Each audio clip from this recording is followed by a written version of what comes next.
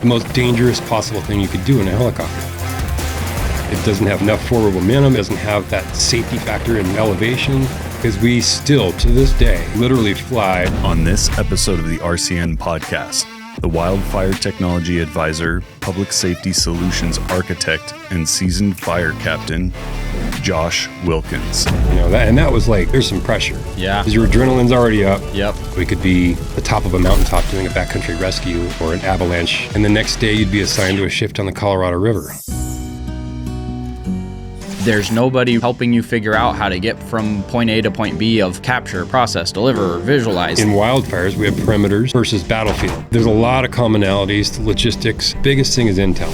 But we're talking about lives. We're talking about entire communities, folks around the world affected by our problem. And this is something that for me is game-changing is.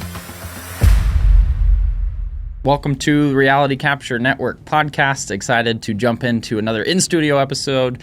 Thanks for joining us today. Driving, where'd you drive from? And then let's give a little bio about yourself. Yeah, well, thank you, man. I appreciate it. It's awesome to actually be in the studio, the RCN studio. And I just came in from Sun Valley, so about 2 hours away. Yep. And how'd we meet? We actually met online on LinkedIn, actually. I love sharing that. We did a live, I can't remember the specific topic, but it ended up being very interesting to me.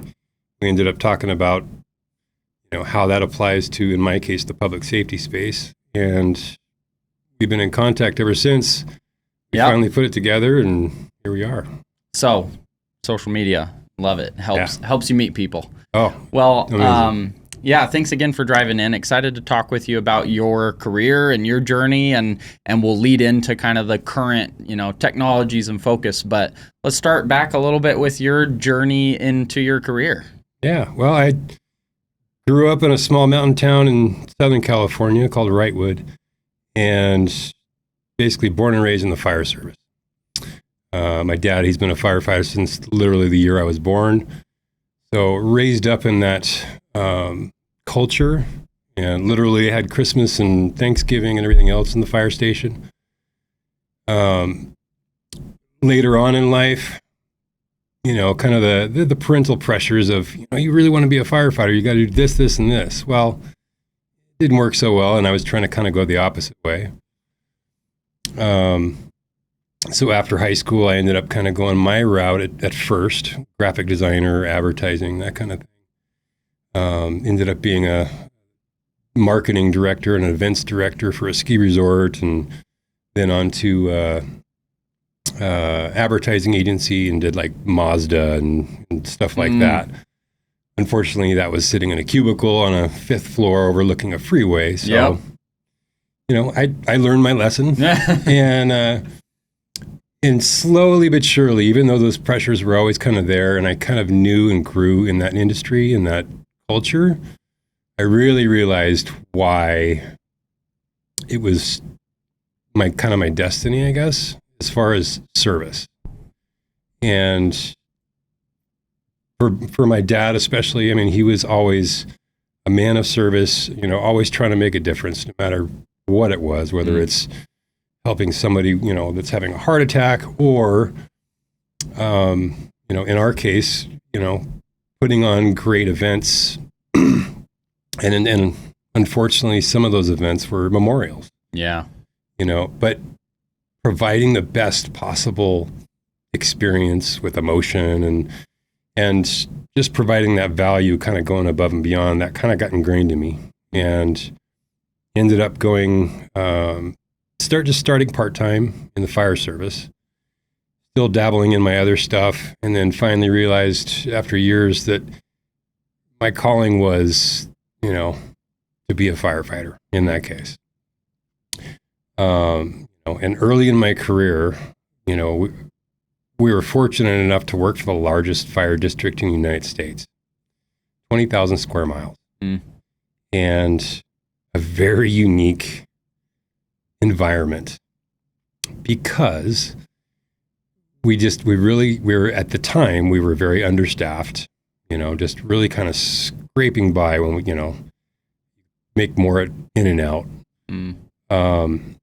And it really, really brought some unique experiences and also lessons, for everybody involved on, adapt, improvise, overcome. And, the environments themselves, we could be at the top of a mountaintop doing a backcountry rescue or an avalanche rescue. And the next day you'd be assigned to a shift on the Colorado River, and driving 4 hours to your next station, or in some cases, 2 hours to the next call, and so there's a lot of really dynamic situations that, I'm very fortunate to have experienced and learned from in that aspect. And that's kind of where the foundation of my service, type attitude and just where I really kind of find it, I thrive.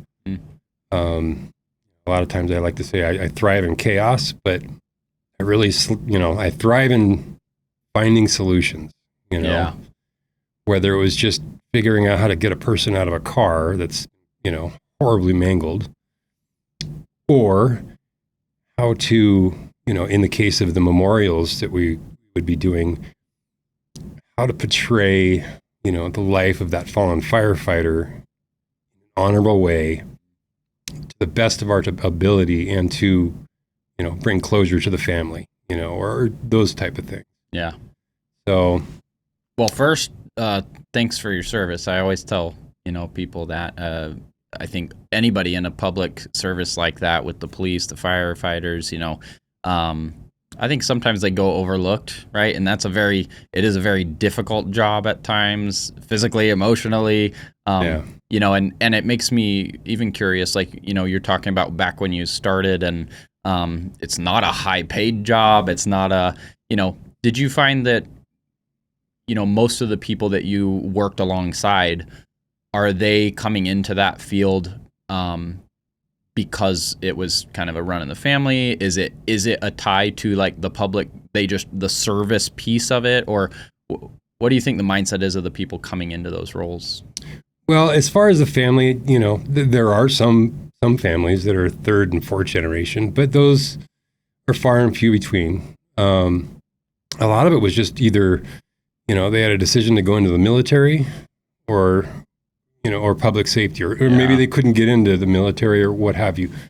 But it was just somehow in their path that sense of service was instilled, or whether it might have been a personal event that they experienced themselves. And those are really the ones you find out unique. And it's not just a job. They're not just doing it for the paycheck. They show up and they want to make a difference. Yeah. And that's the beauty of that, is there are some barriers to entry to get into that. Yeah. And, whether it's paramedic license or academies and such. So it does kind of filter out those folks that are just doing it for the job. Yeah. Plus, you don't want somebody showing up to your house. It's like, I'm just here to do a job. Yeah, I don't know. I'm just getting paid. You're like, no, care about you want, the situation. You want to master their craft. And that was the beauty of it, and every person obviously was unique. And that's what I enjoyed about, being a captain in that rank, is I got to really enjoy all the different personalities and figure out how I can make each one of those shine to their, specific needs. But yeah, it's a really neat crowd. And, like we joke, every morning we get together and get to the kitchen table and we solve all the world's problems. Oh yeah. It's one of those things. And it's unique in the sense that we see some stuff that, majority of the world doesn't see. Yeah. And so that brings in a unique aspect as well. It's a very tight knit community, and the folks are always passionate and they're always kind of pushing the edge. So very, very grateful and humbled to have that. Yeah. And I'm grateful for my dad to actually be pushing me into that. I really don't know what my life would have looked like without that. Mm-hmm. So what did your journey look like? You obviously you got in, you grew through, you became a captain. You were in that role for how long? Well, I ended up promoting pretty quick. When I started full-time in 2000, I basically went from firefighter, which I also ended up being the engineer at the same time. And 2006, I promoted to captain. And so from 2006 until last year, September, I retired as a captain. And ironically, around that time when I promoted, my dad, he had retired out medical. He had a heart attack on the job. And so I was able to take his badge and literally continue it. Wow, that's awesome. All the way up to the point where I got assigned out of this 48 stations that we had. The one station that was open when I got promoted was his station and his shift. Wow. In my old community. Wow. So that was really cool. Yeah. I'd have him pin his badge on me and literally kind of carry that tradition forward. Yeah. That was cool. That's awesome. That's incredible. I'm sure not many people have had that opportunity. Yeah, it's truly one of a million. Again, I'm grateful. Yeah. Yeah.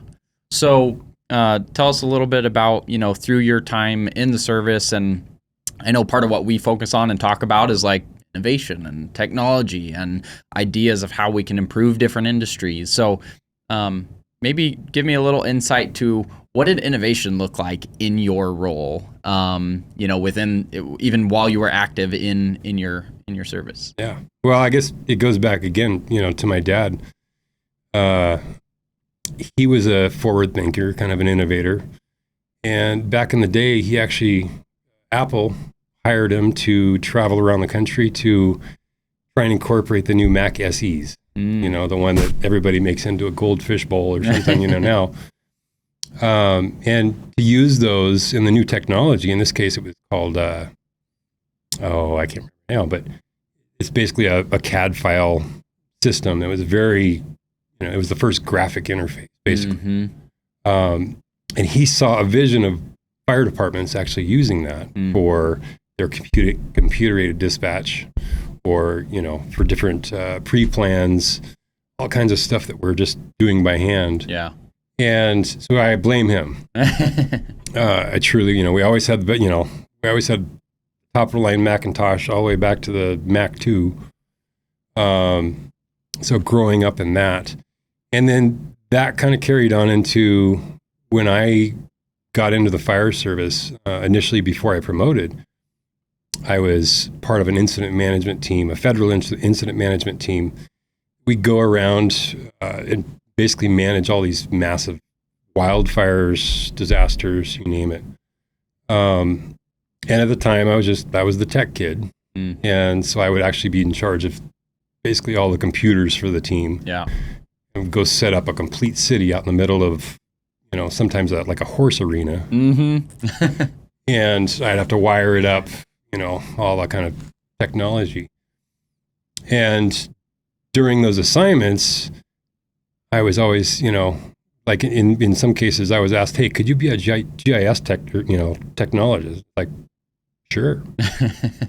So then I kind of dove headfirst into that, and back then we basically had to get a map of this massive wildfire, get in the helicopter, and with the newest Garmin handheld GPS, would have to literally fly really low and really slow around this fire perimeter. The most dangerous possible thing you could do in a helicopter. It doesn't have enough forward momentum. It doesn't have that safety factor and elevation.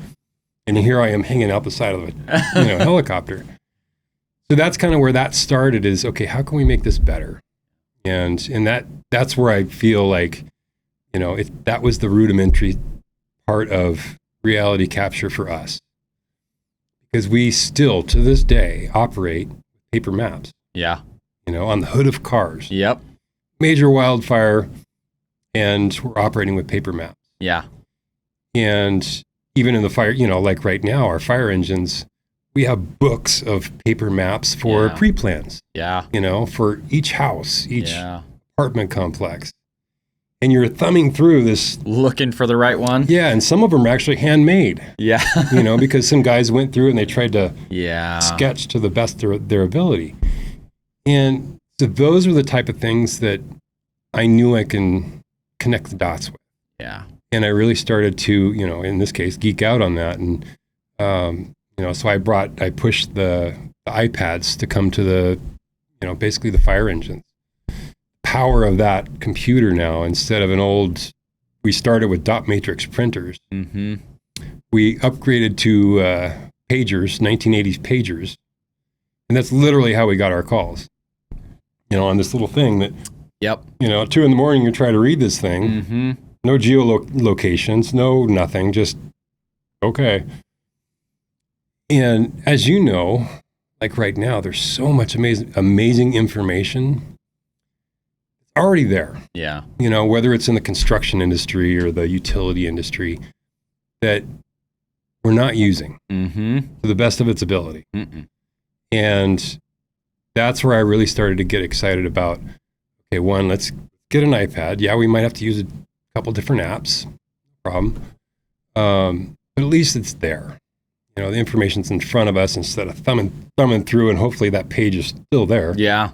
Or it's been updated within the past 10 years.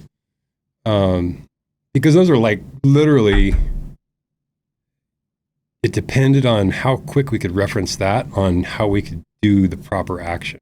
Yeah. That was like, there's some pressure. Yeah. Because your adrenaline's already up. Yep. Trying to find the right address or the right, say apartment complex, and then the unit number and the best access and the fire hydrants and all this kind of stuff. So those are the things that I've really kind of thrived on as far as finding those efficiencies. Mm-hmm. And, how we can do better with just existing assets. Mm-hmm. And we're not reinventing the wheel. Somebody else has already done the work. Mm-hmm. And that's where my main focus has been, is really creating efficiencies and a new context, really. And it's just like, with BIM or anything else, it creates a whole different level of context. Yes. Yeah. And, for a fire chief or for a firefighter trying to figure out the best way in, you only have a few seconds. Yeah. To tell the story. Yeah. And if we already have amazing models of whatever high rise we're about to go in, that'll save seconds, and it'll give the firefighter better context. Like, okay, if my emergency route is going to be over here, and probably shouldn't do this because this hallway is too tight or what have you. So that's where I've kind of gone since I retired, is really to connect the dots. Yeah. And find those efficiencies. And then, when I stumbled across you and your network, it's like, oh, okay. Now I can really connect the dots. Yeah. So. Yeah, that's, one of the things that's excited me about all these technologies and why I'm putting a focus on building this network of professionals and a network of education content and resources is over the last 10 plus years that I've been dealing with scanners and drones, and it's always been hard to find information. It's hard to know what technologies are out there. There's nobody really helping you figure out how to get from point A to point B of capture, process, deliver, visualize. There's all these different silos and yet, even as, previously I'm just using a scanner in a survey industry, right? I would get, because I would share education content online, on LinkedIn, where we met, I would get people to reach out and say, we have this project that we are needing to capture. And I started getting pulled into industries that I had never worked in before. Yeah. I've worked on, car accident scenes. I've, processed data for forensics, and I've gone and done ships, and I've done high rises, and I've done buildings. And after 10 years of scanning across every industry, it made me realize, one, these technologies are powerful for everybody. There is a use case for everybody, but they're also the the process you need to use of what gear and what you do with the data is also different per industry. Yeah. And we really need to start working together collectively to build out some of those guidelines and the processes of how to get there. Because the technology is amazing, and now it's down to like, well, who's using it and how are they using it? And it's exciting to think about the fact that we could make an impact on helping people reach those goals, because it takes collaboration with the technology experts and then the industry personnel. Someone that owns a scanner has no idea how you might envision using it, why you would want a model of a building, what information is important to you, how accurate does it need to be. There's all these question marks that we need a mix of the industry personnel and the technologists to come together and say, let's work together to implement these new strategies or plans. Yeah. And that comes down to also the standardization of the data. Yeah. We struggle with, we have so many different data streams. They're not standard. So you kind of have to really kind of fit them into a square peg into a round hole. And it's a lot of work around. It's a lot of, it's just not efficient. Yeah. And kind of like what the 3D industry is doing now with USD. They've kind of figured out, okay, let's make a standard, cross-platform, no problem now. And, and it has its own capabilities, obviously, but it's now transferable. So if you do invest in, a completely different software next year, you're not having to rebuild it or reformat it or, anything like that. And that's the same way with the fire department.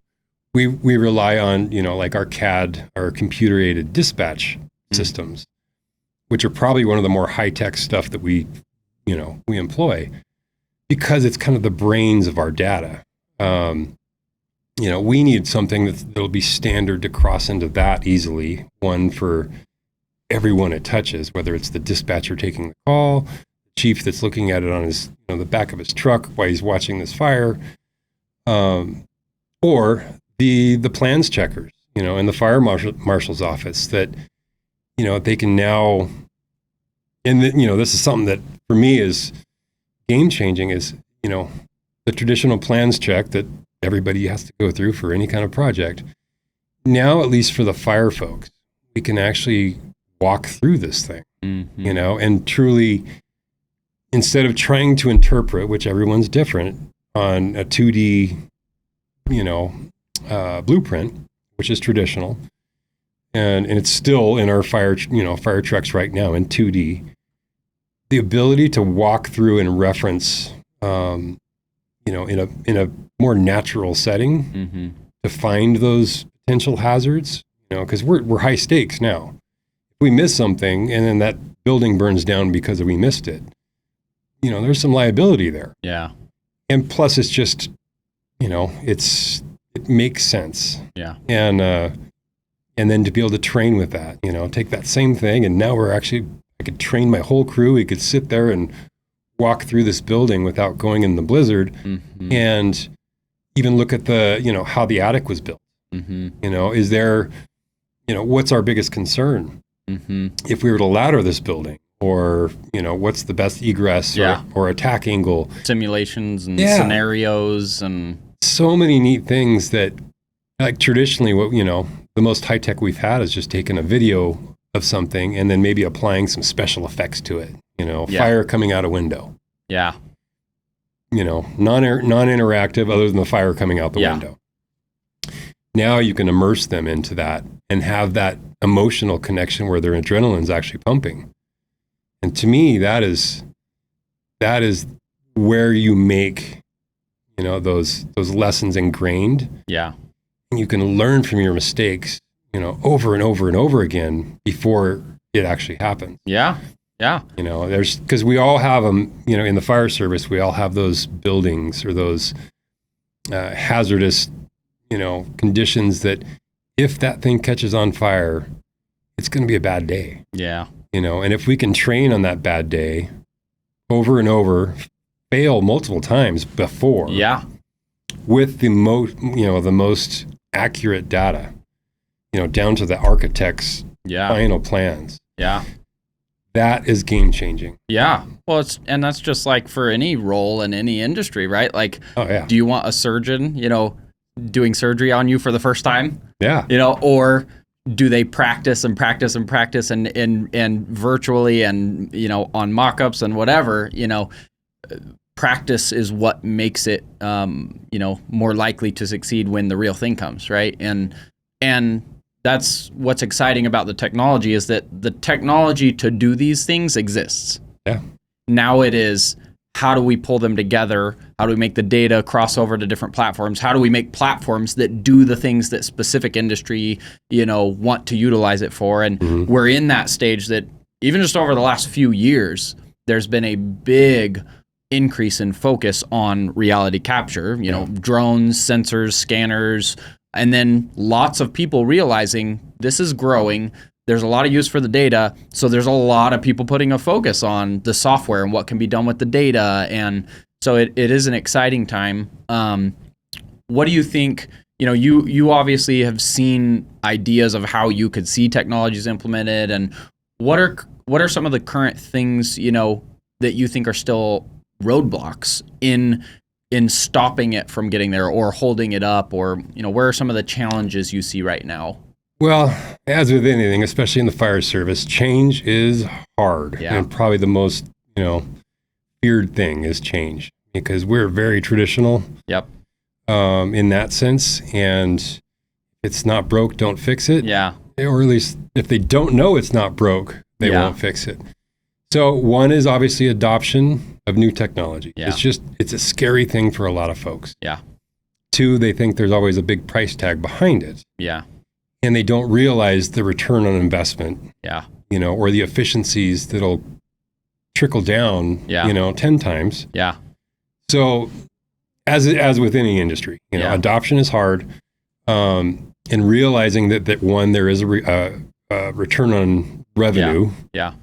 But in our case, there's a return on lives saved. Yeah. And property lost. And, economic impact. Yeah. And that's where, for me, I enjoy trying to connect those dots to challenge, the folks that are just like, nope, we're not, and bring new clarity or new light to that thought process, because we can't stay stagnant. Yep. We have to stay, it's our duty to always be at the cutting edge, even just in our thought process.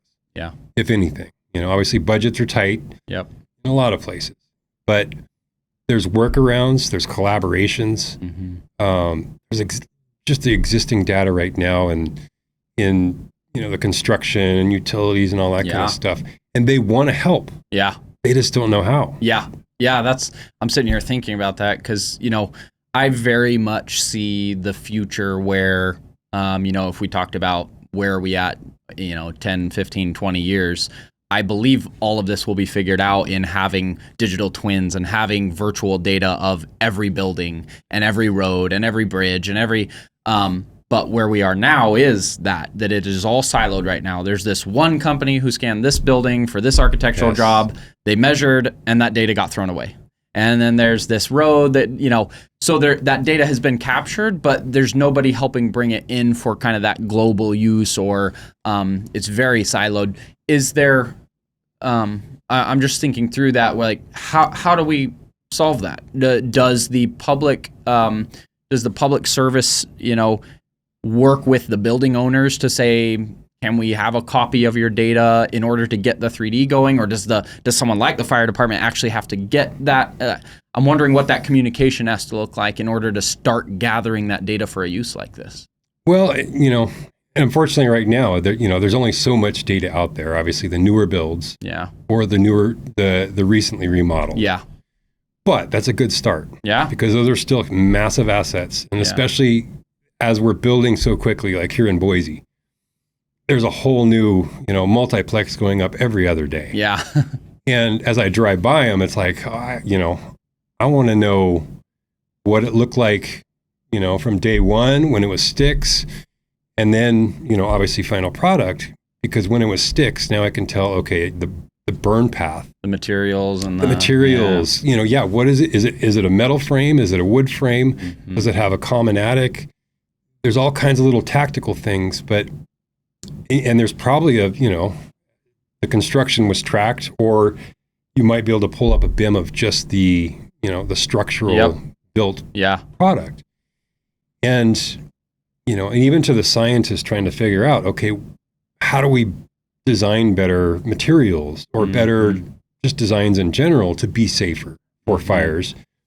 There's folks like that dying for that data because now they can apply these super complex models that they've built and they can now incorporate them into these and run, a fire behavior model or a flow path model or how it, withstands 6 feet of snow, whatever, a physical model incorporated with the built model and test all the worst case scenarios again before you build it. Yeah.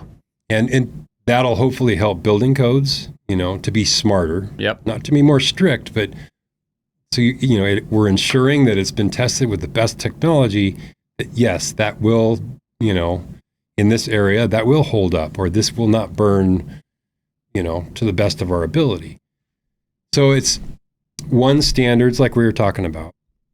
Two, in the building environment is just in the permit process and, whether it's state and even federal level in the building codes, having a process there that can gather it nationally. Obviously it's much bigger than me, but identifying that, okay, we already have standards, we already have a process to submit a plan, that kind of stuff. Add one little more process. Yep. One little more checkbox that says, download and include your final BIM here. Yeah.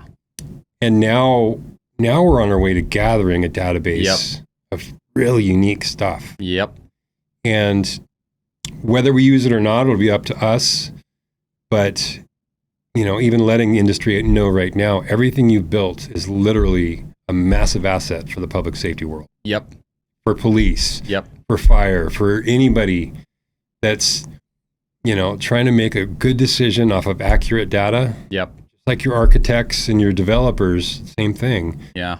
We need that information. Yeah. And you're holding a lot of gold, and and that's my message to everybody in your network is, on top of all the manufacturers that are making this great stuff, the end products, especially, the client's already paid for it, or, the contract's been covered. Why waste that asset? They're all sitting there, like you said, does it go into a repository somewhere and maybe 20 years down the road, they might revisit it? No, we could put it to work today. Yeah. Yep. So. Yeah. I've, I'm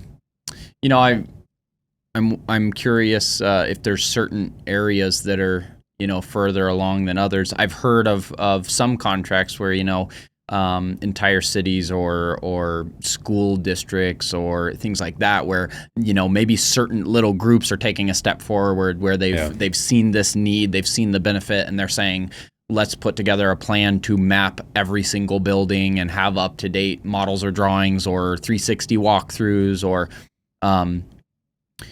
But I think there's still ways to go to where it is an easily accessible platform that on the drive over, because of an emergency, you could actually open and navigate the data you need and pull out the information.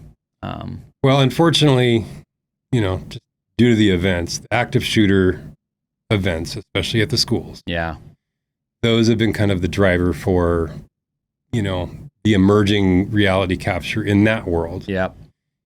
Both on the fire and the police side, obviously, but to be able to pre-map the environment for other agencies that have never been there before in their lives. Even most police officers haven't really walked through a school unless they've been assigned to it. Firefighters, they're familiar with their own schools, but if you're getting called to another area, it's, that's that key information you need to know right now, like what it looks like, in a police officer, he's looking for cover, he's looking for entrance and exits and potential, spots to hold. Just brings whole new light in a really panicked, obviously, high adrenaline scenario. Yeah. So now, as we do that, same thing goes with a high-rise building. Same thing goes with a new shopping mall or old shopping mall. Those are all complex things that require a lot of logistics, a lot of manpower, and how can you best utilize what you have? Because, from my community, we don't have a lot of fire engines, kind of like where Boise, in a matter of minutes, you've got 20 fire engines. Yeah. We don't have that. So you got to kind of do a John Wayne, adapt, improvise, and overcome. How can you best utilize your resources? Mm-hmm. So there's some tactical stuff to it. There's some, planning, budget, policy that can really make a big difference in, now if we can actually get, the quantitative data and pull all these different models, put the scientific models together and show, hey, if we do this, this, and this, we'll save this much money. Yep. And this many lives down to the exact parcel, the people in it, you name it, and the dollars saved. Yep. So those are the things that are they're ripe for, harvest, I guess you might say, or connection. And, every day I find a new one that keeps me up, at night. And it's just fun connecting those dots. Yeah. I think, honestly, that's probably the spot the whole industry is when it comes to these technologies, even in ones that it is maybe more proven already of the benefits or the cost savings or the, I would say at this point, not every construction project is using a scanner or a drone or 3D data or not even BIM. There's still people designing in 2D. There's still everybody has that hesitation of it's not going to be, cost effective. It's too expensive. It's too new. Our people don't know how to use it. Those are all the things that I'm hoping to start trying to address with, we're just now really getting them rolling, is the committees that we've talked about launching, where we've got so many professionals and relationships across different industries, experts in different technologies. Our goal now is starting these ongoing meetings where those people are working together to say, okay, all these different construction companies have done their own tests or ROI, analysis, but then it just got thrown away and they either said, yes, it's good or no, it's not. Yeah. But there's not a whole lot of that out there for, other companies to research and look into. My hope is to start working together and say, let's go do pilot projects across these different industries with the different technologies. Let's build out some of those, concepts, and let's prove out the value and make those resources available, for people to go in and get, because, right now, again, if a guy in a construction firm or an architecture firm or for, forensics anywhere, if he sees something online as like, man, that could change the game for us. Yeah. The process that he has to try to go through to research that technology, convince somebody to try it, talk about the budget, doesn't have the experience in it yet. It's really hard for them to really get started and prove that stuff. Yeah. And I think that if we start sharing more knowledge and sharing examples and having more community around the conversations, I think it will help all industries move forward faster. Yeah. And that's, unfortunately, that's one of the biggest roadblocks to an innovation. Yep. And as a firefighter, that was one of my things, is if you didn't know, how to present it, obviously that was one. If you didn't know about the budgeting or the different barriers that, say, management had when they're thinking of this innovative idea, it was it was like reinventing the wheel every time. And there was millions of things that you didn't know that people already know. Yeah. They've already solved this problem and done this, and it's literally copy and paste now. Yeah. And so if we can innovate from the bottom up and then just make folks aware that those have all been addressed somewhere. Yeah. Because we don't know what we don't know. Yep. Somewhere somebody has had the same exact problem. Yep.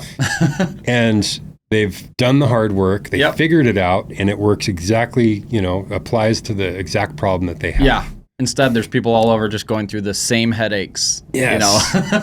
And obviously it comes down to personality too, of whoever you're trying to present this to. But if you have an entire industry or industries, start having that aha moment, then you have no choice. Yeah. You have to go with that, because now if you don't, you're you're light years behind. Yeah.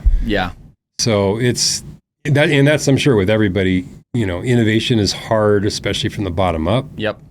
And I'm a big believer that you have to have buy-in from the top. Yep. For a program like that. Yep. But if you don't, you're missing out on so many amazing ideas, efficiencies. You're going to be beating your head against the wall by yourself. Unless you empower the folks, whether they're below you or beside you, and have a process in place. And that is key for, especially fire departments, because we're so traditional. We're so, change averse. Yeah. That has to change. Yeah. And, I think in that scenario, it's probably, change is probably riskier, right? Because you're dealing with saving lives in a fire, right? And where, a construction firm, they could try out a new scanner and, if they didn't work, they'll just go out and measure manually. So I'd say it's probably good, right? That maybe fire department, police, whoever has such a strong consistency with something that does work. Yeah. But it makes it that much harder to then implement something new. But like you've talked about, and this goes for any industry that's going to implement a new technology, is let's find a way to do it a ton in a fake scenario, in a training, in a test, to get it to the point that the people that are hesitant can try it in a way they don't feel is risky. Yeah. Hey, don't go take this technology out for the first time on a scene, or, but come try it once. And I feel like that's been one of the most successful ways I've seen technology implemented in, built environment and construction, architecture, is you get your foot in that door by saying, let's just try a little piece, show you that process, show you the outcome. And then they're like, okay, there's no way we're not moving forward with it. And it's, unfortunately, like the fire service, we're considered a paramilitary type organization.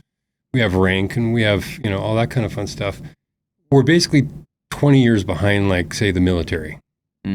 Whereas now, military is very tech savvy. Yeah. They crave the cutting edge. But there was a big transition between, then and now.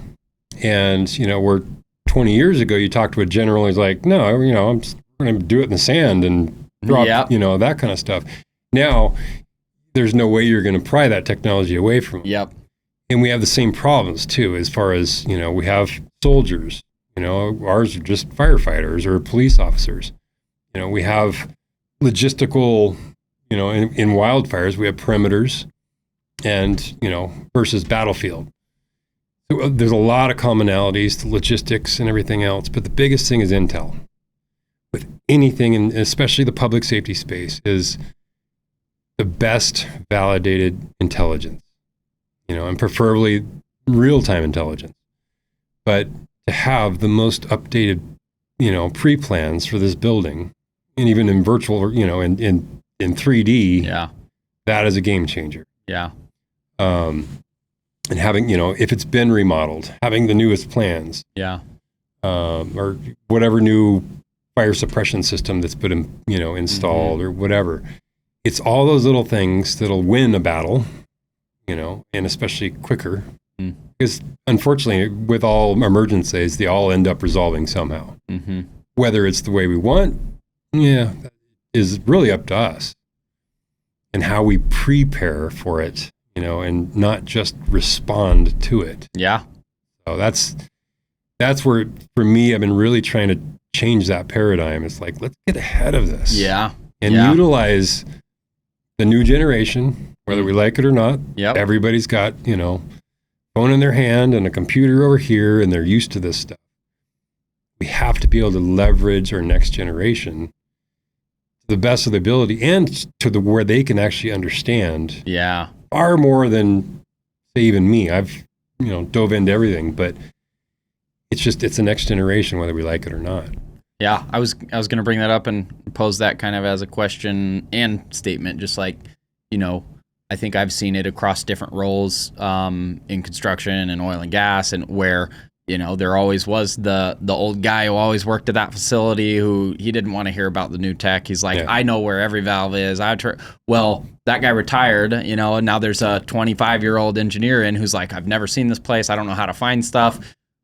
Yet also grew up with technology, has a iPhone and an iPad, and I think some of that we'll naturally start seeing because as younger leaders start getting in place and they're growing in their roles and they understand and believe in technology, there will be more of a desire for it.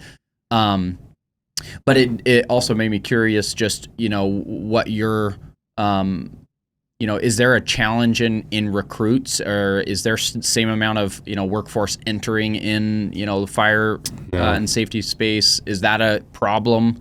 That's a big problem. I mean, it's no different than military or even in the construction world. The newer generation doesn't want to work those hard jobs. Yeah. The ones especially with big barriers to entry, or where you got to kind of earn your way. Yeah. From doing those hard jobs or bad assignments or whatever. There's so many other opportunities now. Unfortunately, the YouTubes and that kind of stuff. So there is. I never thought there would be the day when it was hard to find firefighters or folks that wanted to be a firefighter or a police officer. Yeah. And we're back when I was looking at jobs. I mean, there was lines wrapped around convention centers. Yeah. And it was 1 in a million chance. Mm-hmm. Now we're really kind of scraping the bottom, in the sense of numbers. Yeah. Because we have a whole generation that's retiring all at once. Got to fill big voids. Or in this case, rapid growth, you're having to literally build fire stations like every other month to keep up with the growth. Yeah. In every aspect of the fire service specifically, we're really hurting. Yeah. Wildfire even more so, because that's a unique personality. Yeah. And you got to love the outdoors. You got to be okay with being gone the whole summer, doing really hard work. Yeah. And not getting paid that well. Yeah. Yeah. That's difficult. Who's signing up for it, Yeah. That's challenging. And, I'm sure there are certain roles that you're not going to get away from it being that, right? That hard work being gone. There is labor. But it's also where I look at all the technologies we look at and all the different industries and applications. And it's like, there are certain ways that applying those technologies into roles can also be what makes those roles interesting for the new generation, right? I'm coming out of the survey industry, and, surveyors are known for just being, roughneck guys out on the side of the street with a pole in the heat. And is that attractive to the next generation? Like, do they want to become surveyors? Yeah.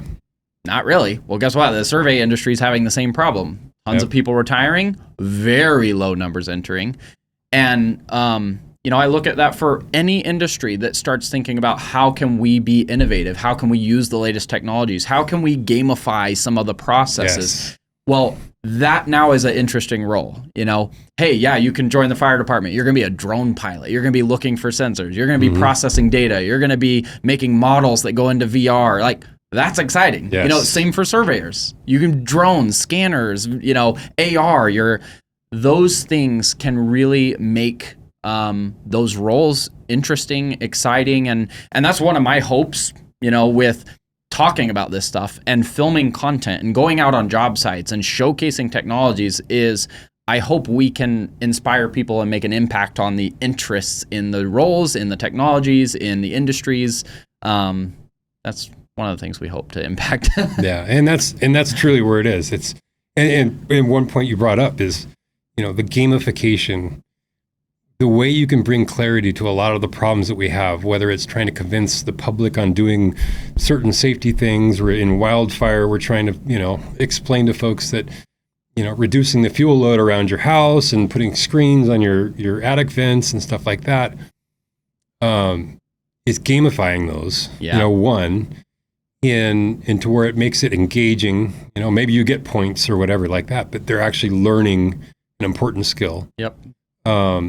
And in some cases with this new AR where you can actually, my house is now part of my game. Literally. Yeah. You can now, now add that emotional attachment. We're like, oh, okay, I get it now. Mm-hmm. Even the 12-year-old playing is connecting the dots. Mm-hmm. So, having an engaging, where instead of, putting out flyers or, like change your clock kind of thing, or change your smoke detector batteries. Yeah.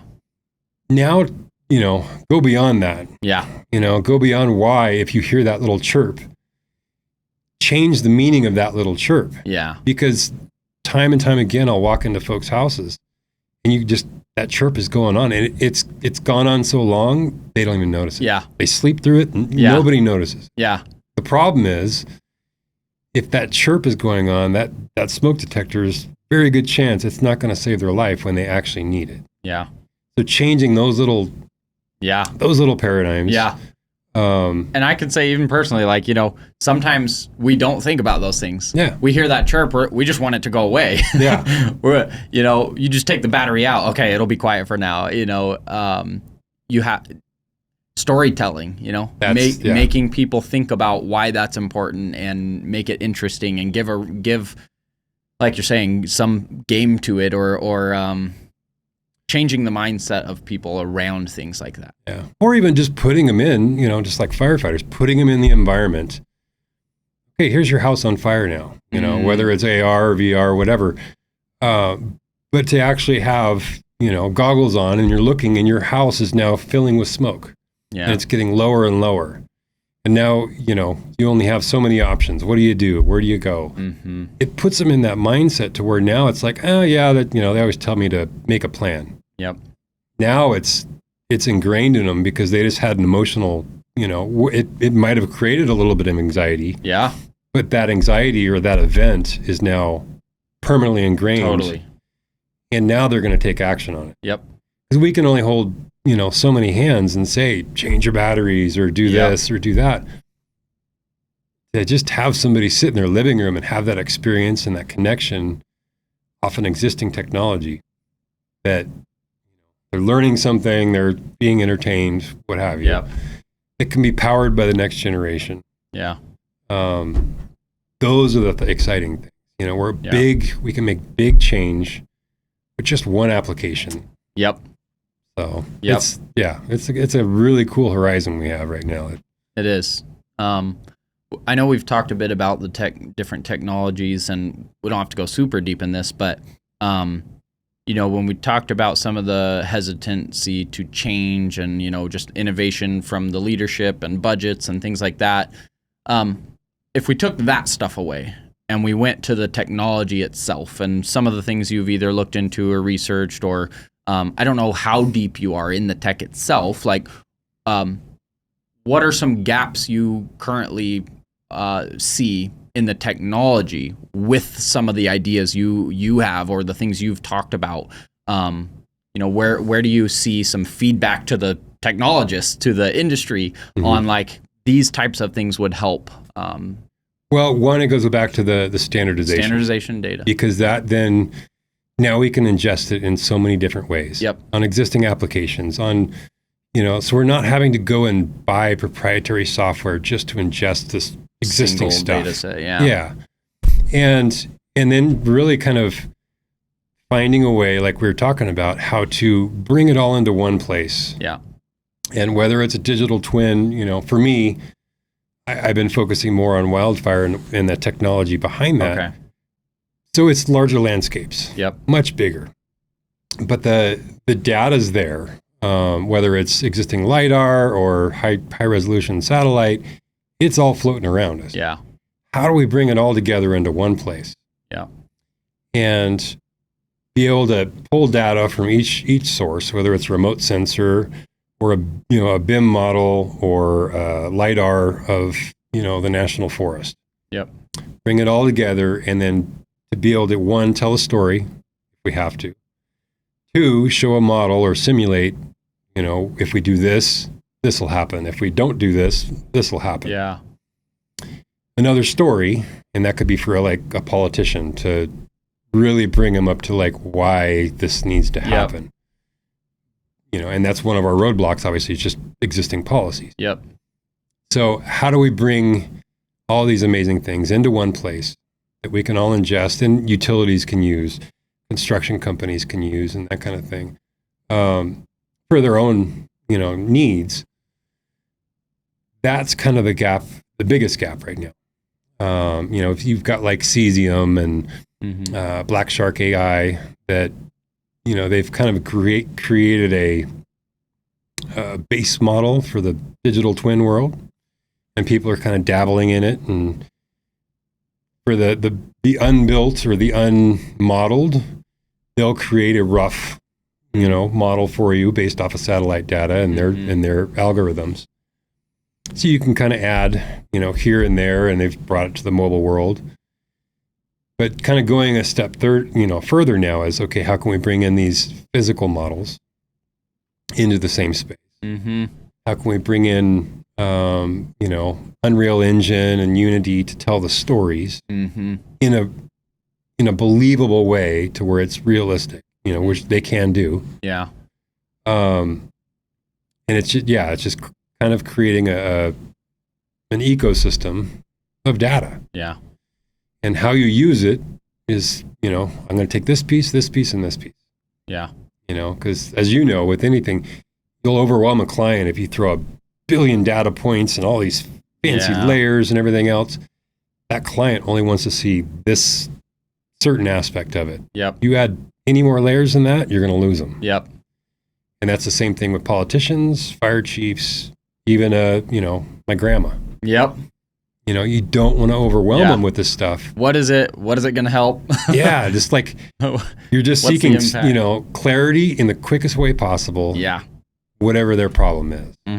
So and we're getting there. It's going to happen. It's just, everybody kind of uniting and realizing, oh, I already have assets for that. Yeah. I can contribute.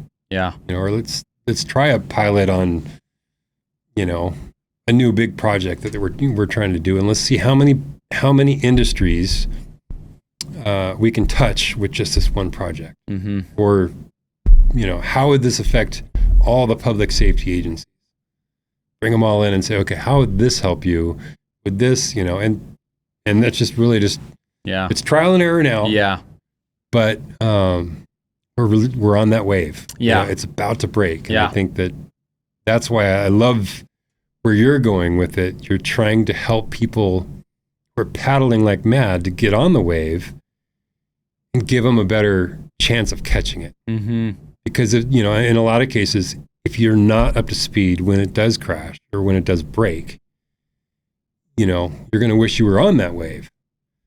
Yeah, I'm just picturing that. I'm like picturing waves being out at the beach, and it's like, if you get on it too late, the wave is moving toward the shore, and you're just sitting there in the calm water. You're watching everybody that's on the wave having a blast. Sit there and wait to hope another one comes. Exactly.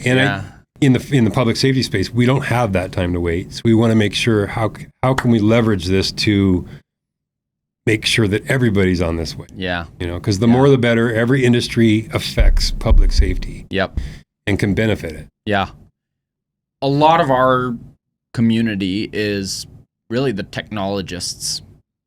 We have a lot of industry personnel and owners, asset owners that are also listening in and following, and they're saying some of the same things. We need standards. We don't know how to hire the right firm to use the right gear. We're getting bad data.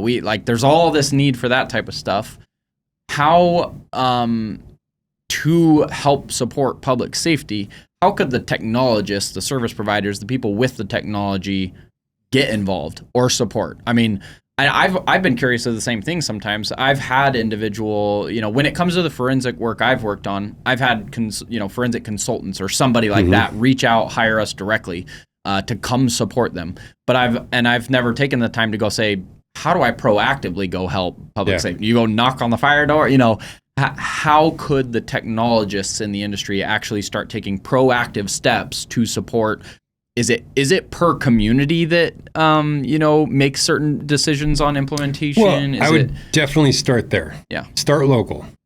Go and talk to the fire chief, or if you have a friend that's a firefighter that is on the same wavelength, he'll open the door for you there. Cool. But especially if it's if it's immersive, if it, and feel free to reach out to me. I can, definitely guide you in finding the right words to get the doors open. Mm-hmm. Once the doors are open, now it's game on, because especially when they realize all this is existing already, and it's a easy lift. And now their mind starts thinking, oh, wow, this will help us, justify this and do that and bring context to our board of supervisors or city councilmen. Yeah. It'll, it doesn't matter how old they are, because they have their own problems. Yeah. How do I bring context to this councilman? Why can't I get over this hump? Yeah. This will be the thing, to simulate that councilman's house on fire because they didn't remove their vegetation. Yeah. Make it personal. Yeah. But educational. Yeah. And now there's no denying that they're like, okay, no, I'm 100% on board. What do we have to do? Yeah. That is where just start local. Eventually I'm working on a project right now similar to like what you do. Yep. On a technology event that is kind of a conference, but I'm really focusing on, okay, we're going to bring these emerging technologies and put them to work in the field. Mm-hmm. So whether it's, we're doing a field trip to a high rise, or if it's for a wildfire application, we're going to put whatever this new stuff is to work. Mm-hmm. And we're going to find out ahead of time, what is this fire chief looking for? What is this agency looking for? Do you have needs and specifications already? Let's do it. Yeah. Put it to work, validate it quickly.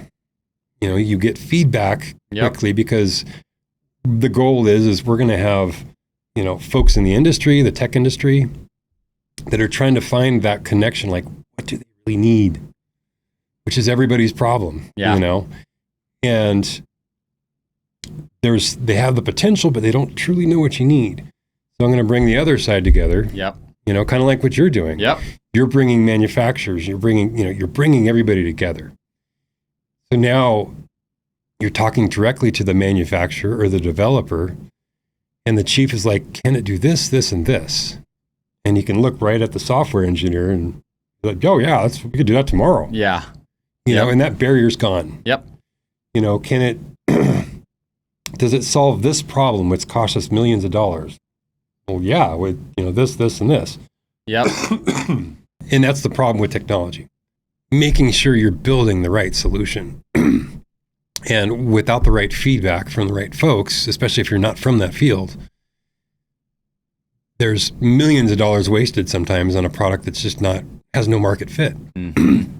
And then you got the ones that are just, okay, pivot. Let's pivot. Mm-hmm. So in that sense, I want to try and shorten that curve. Yeah. Just like you're doing, with your industry. But, it's just the feedback loop, and then that hopefully will help the adoption. Totally. And then also the implementation part, because usually in the fire service, it's like, okay, yeah, we'll look at it. We'll do a couple pilots, and then 5 years later, we finally implement it. Yep. Completely dead as far as the technology wise. And there's just a massive gap, So trying to address all those common barriers in your industry, in my industry, for rapid adoption and validation. Yep. One, to just keep the ball moving, because you get all these, excited folks who want to solve these problems. They want to do some kind of service to their community, keep hitting the same roadblocks. Yeah. And so that's, hopefully something in the near future we're working on. And it's just, in general, we have that, especially in the wildfire space, billions of dollars. I mean, unfortunately, like Lahaina, we need to change that. Yeah. Okay. We can't just say, oh, we just lost a whole nother community and be okay with it next year. Yeah. So there are some big changes we need to do in every community. I mean, even the foothills of Boise, obviously California, they've, burning like no tomorrow. Yep. But it's not just affecting California or even Lahaina. It's, the smoke is now affecting folks on the East Coast, and even Europe. So the health, effects from that, and then the cost to our GDP and everything else. Yeah. It compounds to where, we had a bad fire season. Well, that cost was $200 billion to our economy. Yeah. In response, in, putting it out, in recovering from it. And then the trickle down effect from all these freeways were closed for this amount of time, or railroads. There's massive amounts of money that folks just don't understand. Yeah. Are tied to it. So the ROI, spending this much to improve a process, most people are just like, what does it directly impact? Yeah. But you really think about that on a larger scale. It's, a lot of folks just think, okay, well, it cost $80 million to suppress that fire. And that's all. That's, you never hear anything else after that. When the economic impact for that area was, $400 or $500 million. Yeah. And it goes on for years, in some cases, especially like Lahaina, where you have to rebuild an entire ecosystem. Yeah. So, yeah, and trying to tell the story, okay, if we invest a little here, the common story with anything, a little of investment or prevention is going to, save you, $1 here is going to save you down the road $3 down the road. Yep. But we're talking about lives. Yeah. We're talking about entire communities. Yeah. The health of folks all, around the world affected by our problem. Yep. So that's been kind of interesting, kind of go from, going to structure fires and car accidents and stuff like that to really try and pull back to that 30,000 foot level and look at the same exact problems. Mm-hmm. And then how can we make a bigger change to affect millions of people in a good way? Yep. Using the same thing. Yep. So that's, it's ever evolving. But just like with you, the folks that you meet, that you connect with, whether it was just a post online or a video you put out or whatever, find those people that have that, yes, in the back of their mind, they've been dying to figure out, how can I figure out how to help solve it? Yeah. And now it's just, it's turning into a really neat snowball of people. Absolutely. Yeah. I say it a ton, and it's like, I almost feel like it's cliche or maybe even annoying to say it, but it's why I'm so excited about building a community and building collaboration opportunities. And, to me, that's always been natural. Like over the years, I've always gone to conferences. I met people. I stayed in touch. I worked together on jobs. I remembered like, oh, I'm good at this piece, but I needed you to do this model, or I needed you to do this visualization. And I kind of personally use that as I built a services company. And I realized a lot of other people didn't do that. They didn't have those relationships. They didn't spend the time and the money to invest in themselves, to go to events and to network and build relationships. And so I looked at that and I was like, I think this is a way I can use something that I've done to impact the whole community instead of just my own business, because I see a lot of people don't have that strength of networking and community building.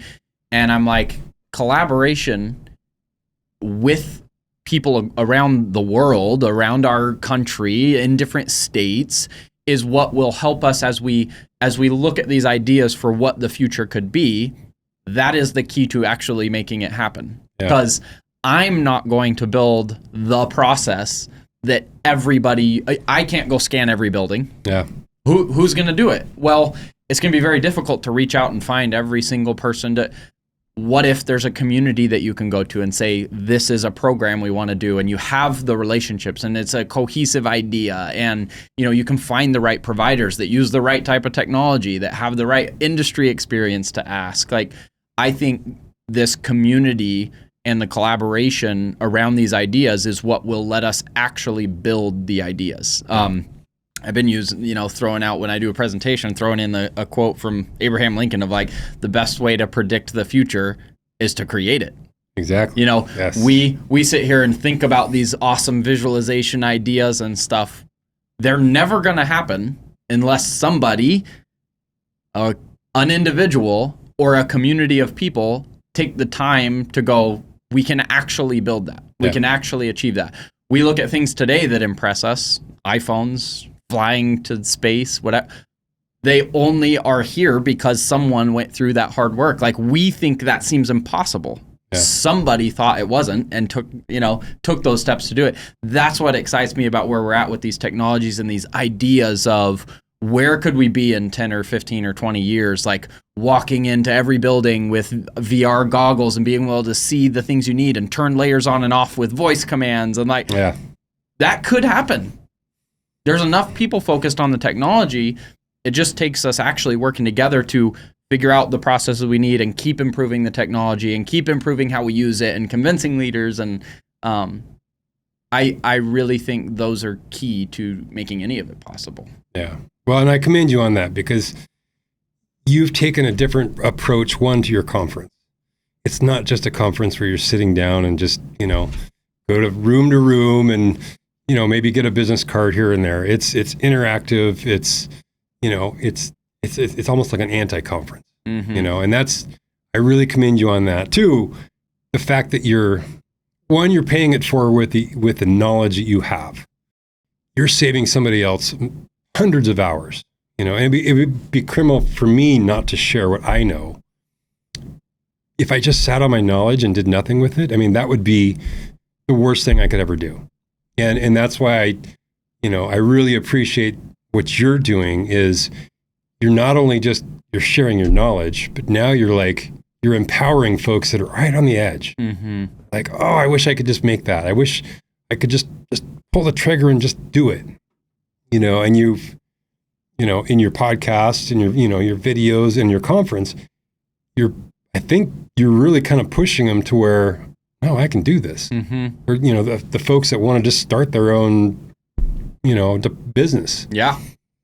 And that was something that I found as a captain. We had a station for a long time I was assigned to. We called it the Shark Tank, and guys knew that when they bid with me, it was kind of like, literally the Shark Tank. We'd talk business ideas and stuff like that. And I would really try to push them just beyond their, the firefighter life. Yep.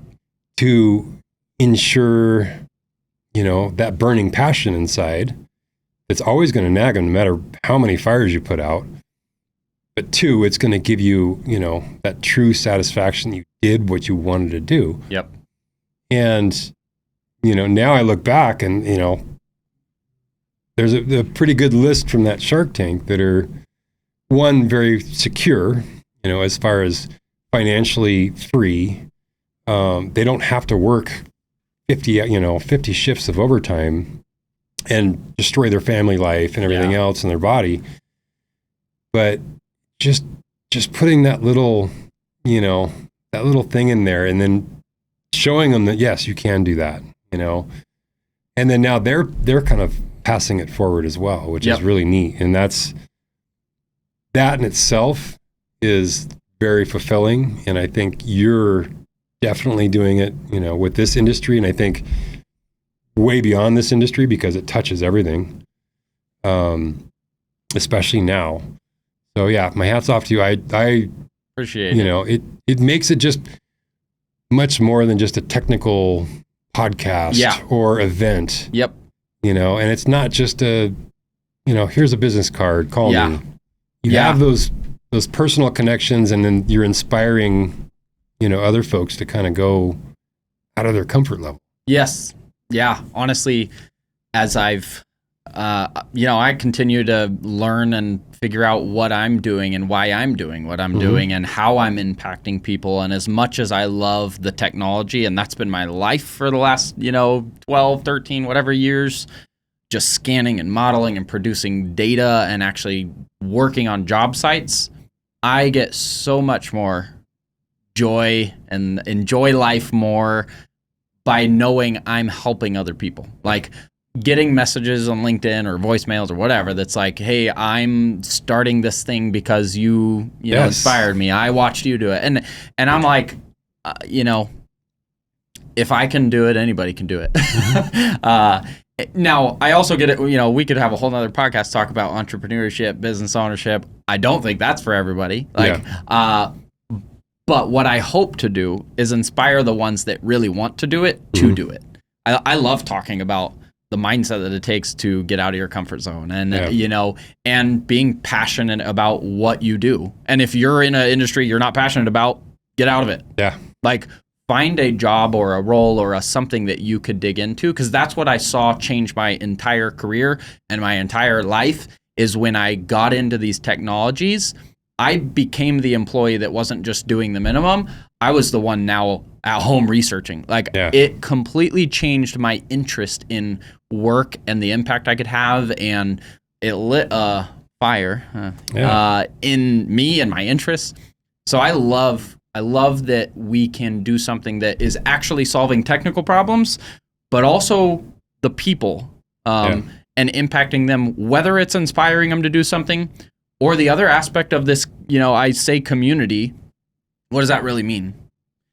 It's really building relationships, not even just to work on a job together, but like call each other, talk about business, talk about struggles, I've had so many conversations that it's like, it's not even just about the technology at times. It's about having people to bounce ideas off of. And, you know, I've realized there's a lot of people out there that they're not surrounded by a good community. Yeah. They don't have encouraging people around them. They don't have a good family life. There's all kinds of reasons that I'm like, this podcast alone, you know, having these conversations, getting to go finally meet someone in person that we met online.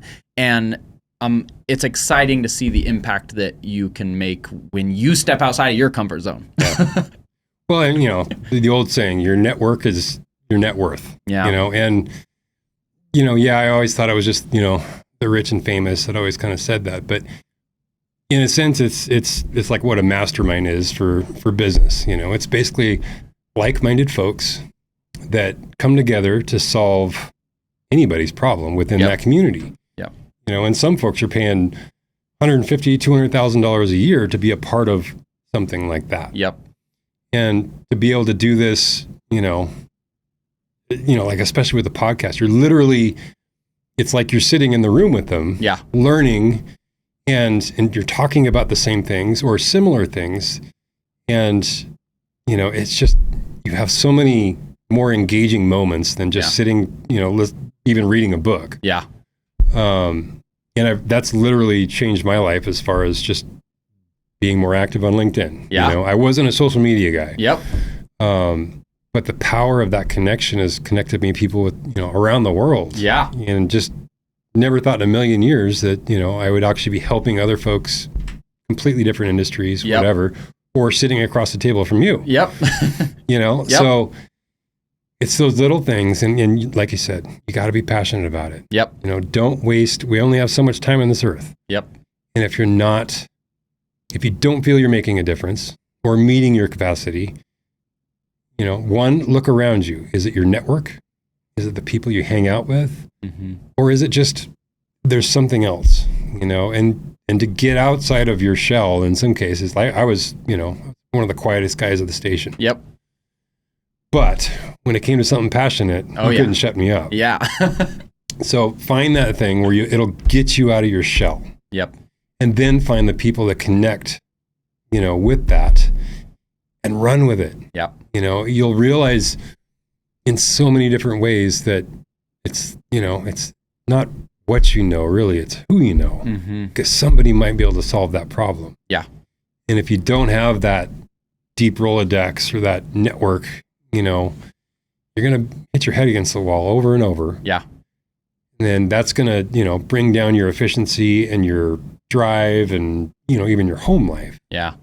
You know, because you have a bad day at work, you know, and that, especially with the fire service, you have a bad day at work, it's usually ends up falling back on your family. And one of the reasons I ended up, you know, retiring early was because of that. It was just, it was too much on the family. Yeah. And, you know, I never regretted a second of that, you know, that part of my life. Yep. But now how can I leverage both? Yeah. You know, making my family priority and whatever excites me and, you know, passionate and being of service. Yep. And I think really it comes down to that. It's just, everybody's thinking, what am I doing right now? How could I be of service beyond just my job title? Whether it's whatever, industry you're in, is you always kind of want to do a little bit more and make it that much better for not just you, for somebody else. And so that's what's, it's very interesting to see all the commonalities outside of literally my fire life, which is all I've ever known. Yeah. I'm excited. Yeah. Very excited for the future. That's awesome. All right. I think we'll get into some final questions here. Actually, really, it's just one final thought. So with what you know today and the career you've had and the experience you've had and, growing in your role and managing people and being a leader, if you were to go back and either talk to your younger self or talk to somebody who is younger now, what's some advice, whether it's personal life advice, career advice? What's some things that you've learned that you would share? I think I would just, ask more questions. Instead of just doing your job, or, even in school, I wish I would have asked more questions. Like, why? When we were really young, we do that very well. Yeah. But as we get older, we get, closed off and just like, okay, it's just part of the process. And, especially in the fire service, there's every person that you come in contact with, whether it's on your shift or even outside, is, if it's a police officer you're interacting with, or the fire mechanic that's working on your fire truck, is asking more questions, because it's a wasted interaction of knowledge that at the time it's very direct, in your path. And those were the different times that I wish in my younger years, I wish I would have asked more questions and just, sought more knowledge within my circle, but then also be brave enough to go outside of your bubble, and do things that are hard, at least once, or that, may seem scary, and you might think about it over and over again. Obviously, we've all had that experience when you try something scary, whether it's walking a tightrope or whatever the situation may be. You're like, wow, that wasn't that bad. It was all in your head. And so I wish I would have taken a little bit more, attempts at things, or tried more things. Yeah. Just take advantage of the knowledge, and then whatever you gained from that, always pay it forward. Always pay it forward. And you'll be amazed at what happens. Yeah. In your career or your ambitions. Never just hold on to that, those nuggets, because, even if, in business, it might be the best thing in the world, but if you don't share that, there's always going to be competitors. Yep. There's always going to be enough business out there, and dollars to be had to move entire industries, or in this case, the public safety space or what have you. Just share knowledge and watch what happens. And you're living proof of that. Yeah. Well, I think those are really good shares. And it's true. It's why I'm embracing it so hard, is that I started doing that early on and seeing the impact it has. I've watched people who are very closed and competitive, and when I started my company, my whole thing was like, I'll help anybody who needs help with the knowledge I have. Like, you need to know how to, scan properly. You need help fixing a registration, whatever it is. That mindset and that, how I approach people, that, hey, I'm just going to be honest. I'm going to tell you what I can help with. I'm not going to try to go take your clients. I'll just be a gap filler. People want that support. People need the support. Being just willing to collaborate and share and give ends up coming back a lot more than being closed and keeping everything to yourself. And yet, that should never be the intention, right? Yeah. If you falsely are a giver, I agree. Then you can tell when that is the motivation.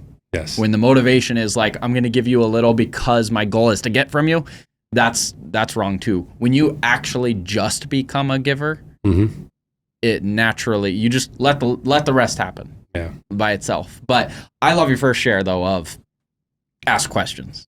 That's huge. So many people get stuck in what they're doing, their tasks, their role, and a lot of companies, it comes down to the culture too, the culture of the industry or the organization or whatever it is. A lot of cultures build that. They build it to where you're not allowed to ask questions. Yeah. You're told this is what you do. Show up here, do this task. Your break is this long, whatever it is. Like, that's something that rolls into the leadership side of like, we have to allow people to be curious, to ask questions. But that's big. Like, I don't think about that often. Just, that's a very simple concept. Yeah. Ask more questions. It gets you thinking about new ideas. It makes you understand why you might do something, why a client wants this data, why are they asking for this service. Yeah, because you might find a whole new, revenue stream by just asking the question, why do you guys do that? Yeah. What's the thought process? And then you realize that that's actually a common thing, on a completely different revenue stream, or, it'll connect so many other different dots. Yeah. And then you're not constantly trying to figure out those things the hard way. You just ask. Yeah. And then you get used to asking, and now it's not an issue anymore. You come out of your shell, even if if you're an introvert. It's something you're either working on or passionate about, hopefully both. Now it just makes it that much easier. Mm-hmm. And then they see like, oh wow, I helped him big time just by sharing knowledge I've always, always had. And that's where I hope that more and more communities pop up like this, even outside of the, the reality capture, to really make big change. Yeah. There's nobody can do it by themselves. Nope. And I really hope that this is, people start having that aha moment. Totally. Totally. Yeah. I think really, if you boil it down, like just asking questions, the goal of that is to remain a learner. Always learn. If you go into a conversation where you're the one with all the knowledge and you're just the giver, you're not going to learn what that person's perspective is, why they're saying they want the thing. Asking questions is always letting them give their information. That's how you learn, right? We don't, remaining a constant learner. So many people think they become the expert. And even if you are an expert, staying humble. Yeah. There's always room to grow. There's always room to learn.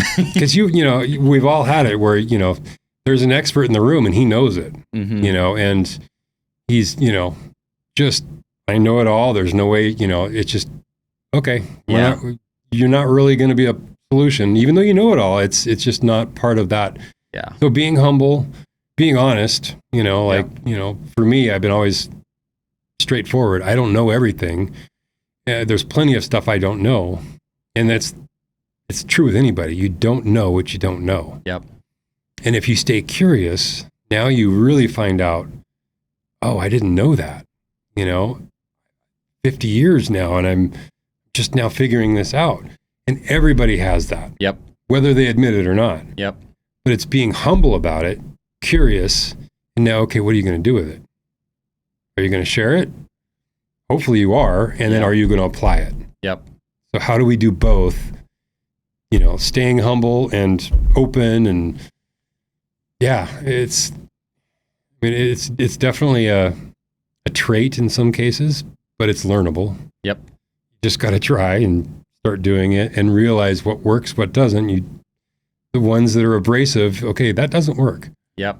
Whereas if you're open, humble, and you actually listen with intent to learn, for me, it's, I got ADHD, me too. Yeah. it's hard not to stop and, add a piece in or do that. It's really hard. Yep. But it's also my superpower, It makes me kind of think beyond where some might not. Mm-hmm. But truly ingest what they're saying and have the patience to do it is hard. Mm-hmm.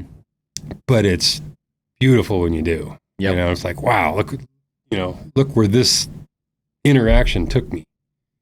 Yep. Never thought in a million years, just one interaction. And if we're all to kind of trace our paths, every decision we made and every turn, like, think about it. Like, how did we get right here, right now? Yeah. From the day we left home. Yep. All those little micro decisions. And, just thinking about like that is like, wow, if I would have just done this, I would have been nowhere near this. And it is those small decisions, those small interactions that change your life. Oh, absolutely. Yeah. Man, it's hitting on so many good things. I don't even want to stop. That is so true. And that's something that people overlook a lot. And that's true in a lot of areas of life. The small improvements, but specifically when it comes to the technologies, I see that a lot as well. Yeah. People think that if I can't implement this right now and it's a complete success, then it's not worth doing. Yeah. And it's like, but was it a tiny bit better than what you did before? Can you make small progress forward? It's that same idea that you hear all the time. It's like working out. Like, you don't go to the gym for 4 hours in one day and now you're fit. Yeah. You go to the gym 15, 20, 30, 40 minutes, but you have to do it consistently over time. That's the same with anything. With any of the innovation, no matter the industry, it has to be those micro steps, those micro goals, in order to then see those results over time. And we need those folks in all those industries to be the ones taking that next step. Whether you're hiking up a crazy tall mountain or, a 14er or whatever, it's one step at a time. You're going to hit roadblocks. You're going to hit, your legs are going to be on fire, but it's just getting that one step at a time and then looking back and like, wow, enjoying the view. Yeah. But it's, we need those folks to be those innovators, those pioneers, whether you're just starting out in the bottom floor, or you're, leading entire industries. But that needs to be held throughout agencies and businesses and embraced in communities, like yours. And the collective nature of it now, it's like all these people are doing it and we're having this staggering progress. Yeah. And solving major problems in a tenth of a time. Yep. So, it's all the different, the human nature, the business aspects, the economy, there's so many different influences on everybody. It's good to have a consistent community that's not just, all over the place. Yeah. Yeah. And on a consistent mission. Yep. Whether it's your business or not, it's good to have that group. Yep. And where you could just talk for hours on stuff that excites you and you automatically connect because, the experience are so similar. You might learn something new, or it just makes it so much more enjoyable. Too. Totally. Well, hopefully this won't be the last time. Definitely glad you came to share a bit about what you're working on. Again, appreciate all the service you have given and those that still are. Thank you. Look forward to continuing conversations around how the community and the technologies can impact public safety and the fire service specifically. Yeah, well, I thank you for having me on there, and definitely won't be the last time. Nope. I'm sure. And I look forward to see what happens, what the next page looks like. Not the chapter, but the next page. And I think, everything's going in a great direction. So I appreciate what you do. And, the event that you created that's is hopefully going to kind of change the paradigm of just conventions in general, I hope. And if, anybody hasn't had a chance to see what what you're doing, I definitely recommend looking into it. And even just for the networking, even if you're not in the industry, and to see just the power of, of what you're building, and then how it could affect your industry or your agency. So awesome. Well, I appreciate those kind words as well, and thank you again for coming down. Looking forward to sharing this. There's some good insight in this episode. Awesome. All right, thank you again. All right, thanks, Matt.